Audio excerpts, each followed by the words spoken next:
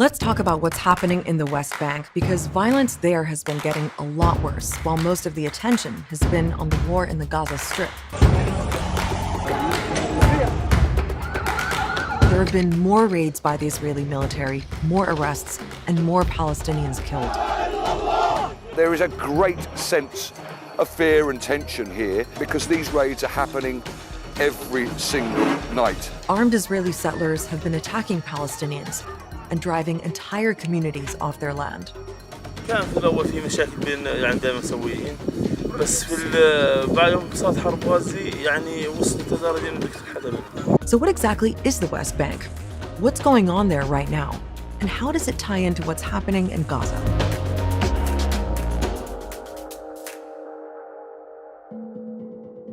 The West Bank gets its name because it's the west bank of the River Jordan. It's part of the Palestinian territories that have been occupied by Israel since 1967. Around 2.8 million Palestinians live there. Down here is Gaza, which is run by Hamas. But in the West Bank, the Palestinian Authority, or PA, is in charge, partially at least. The PA is led by President Mahmoud Abbas, who's been getting a lot of criticism from Palestinians for being weak and ineffective. Now, the West Bank is divided into 3 administrative zones. In Area A, the PA controls things like health, education, and the economy. It's in charge of internal security too. In Area B, control is shared between the PA and Israel. Then there's Area C, the biggest zone, which is under full Israeli control. It's where Israel has built many illegal settlements, and it's where we're seeing that spike in settler attacks against Palestinians right now. More on all of that in a bit. Now, even though you've got these 3 different zones, remember that Israel is the occupying power across the whole West Bank. And in the end, that trumps everything. The Israeli army can and does enter all Palestinian communities and cities, including those that the PA is supposed to have complete control over. I am a 27-year-old. I never voted for anything in my life. All my life I've been controlled by M16s that hold by Israeli soldiers. I don't have any civil rights, any life requirement about our life. We have to ask a foreign military that controls our life. Israel's occupation of the West Bank has all sorts of consequences for Palestinians. Restrictions on their movement and access to their land are a major part of it. Since 1967, Israel has built more than 130 settlements that include homes and infrastructure for Israeli citizens. They're considered illegal under international law. These settlements are connected by roads that carve up Palestinian land, and some of the roads are only open to people with Israeli license plates. The West Bank is also fragmented by Israel's huge separation wall, which eats into more Palestinian territory. There are also hundreds of military checkpoints that Palestinians have to pass through to move around in the West Bank or to cross into Israel. And often people need Israeli travel permits. Palestinians experience Israeli occupation in different ways. In the West Bank, there are different levels of siege and blockade, if you will. There are villages that are completely isolated by gates and walls. There are other communities that have easier access in and out of their communities. But overall, any movement of Palestinians or Palestinian goods is strictly governed by the Israeli army. So in a way, you have many different prisons within the West Bank. The door and the key is with the Israeli army. They can lock them up and open them up at will. After October 7th, life in the West Bank has become even more restricted. That's when Hamas fighters attacked Israel, and Israel responded with a massive assault on Gaza. The army also locked down many parts of the West Bank. It's almost impossible for people to move from one city to another. The Israeli army immediately fragmented Palestinian cities. So they made sure that the southern West Bank is disconnected from the north. The UN has reported cases of women having to give birth at checkpoints because of the closures. Life in the West Bank has also become more dangerous. Even before October 7th, 2023 was the deadliest year for Palestinians in the West Bank since 2008. 199 people were killed by Israeli forces and Israeli settlers. Since October 7th, more than 120 people have been killed, including more than 30 children. What's behind those numbers? It's mainly Israeli military raids and settler attacks. The Israeli army has stepped up raids, what they call counterterrorism operations, especially in places like Jenin. Jenin has for many, many years been a center for the armed resistance here in the occupied West Bank. There are various different factions, various different groups, a lot of weapons. There have been a lot of arrests and there have been a number of people killed here since the beginning of the war, and the situation has got a lot worse. But when you talk to people here, their reaction as to why, for example, this was done here on a street where they say there were no clashes, there were no kids throwing stones, it was a quiet night last night, and this bulldozer just came in and dug this road up. And of course they call it a form of collective punishment. Those raids are also, in a way, part of the way Israel maintains control by reminding everybody who's boss, right? Reminding everybody that they can enter homes at night, they can detain people. And a lot of people have been detained, around 2,000, according to the Palestinian Authority.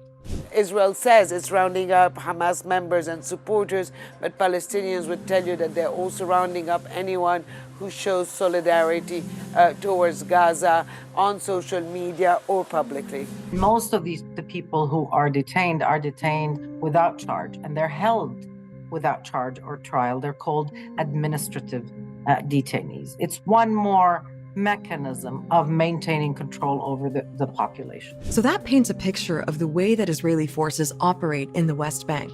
And then there's the settlers.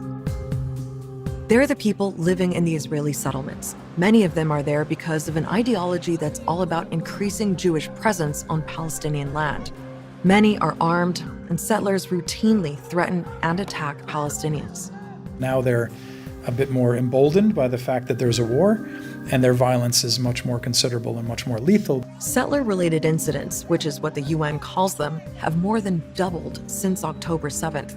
These incidents include settlers putting up roadblocks to prevent Palestinians from accessing their land, vandalizing Palestinian properties, setting cars on fire, and injuring and killing Palestinians, like Bilal Saleh, who was shot dead while harvesting olives on his land.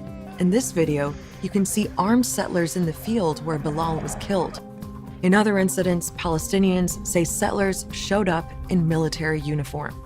واليوم علينا هان كمان على المنطقة تكسير كل محتويات المنازل من الداخل. الخارج يعني كان جزء كبير من الشبابيك والبواب، حتى المدرسة يعني ما سلمت من هذا آخر شيء كله مستوطنين بس بلباس جيش. Settlers also get protection from the Israeli army. Almost half of all incidents since October 7th have involved Israeli forces accompanying or actively supporting Israeli settlers while carrying out the attacks. احنا جينا اليوم عشان نجد الزيتون هنا، لنا زيتون موجود هنا، لقينا حاجز يعني ترابي هان بيمنع دخول السيارات، وكذلك الجيش والمستوطنين متواجدين هنا دائما بيكونوا. Noor crosses the barrier and tentatively starts walking towards his olive trees. Israeli soldiers near the hilltop settler outpost begin descending the slope towards him. An armored vehicle moves down the road. All of this violence and intimidation puts pressure on Palestinians to leave their homes and their land. According to the UN, more than 800 Palestinians have been displaced in this way in the West Bank since the war in Gaza.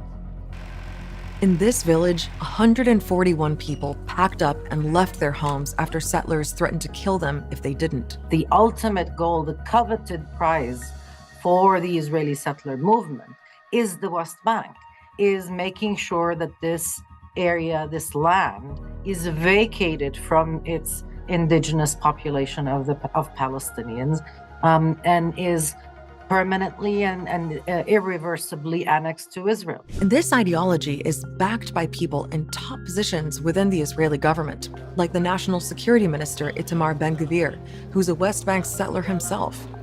In the days after the October 7 attacks, Ben-Gvir said his ministry was buying 10,000 rifles to arm civilians, including in West Bank settlements.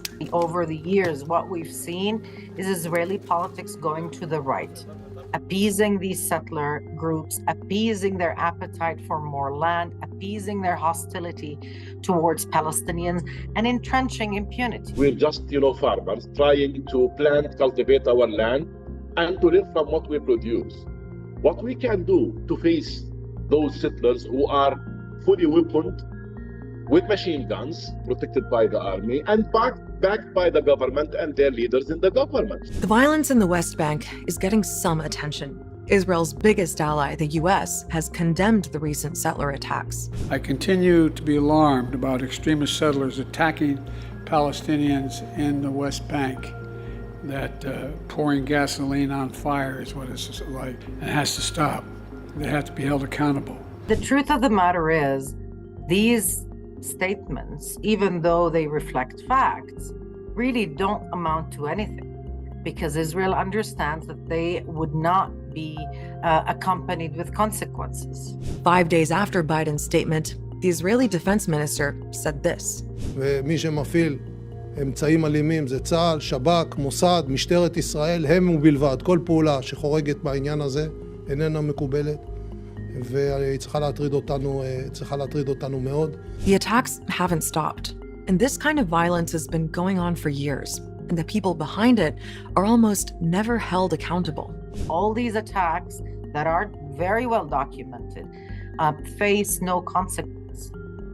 So barely any of them get investigated, and almost none of them end up in criminal prosecution, even if they result in the physical harm of Palestinian civilians or even the death.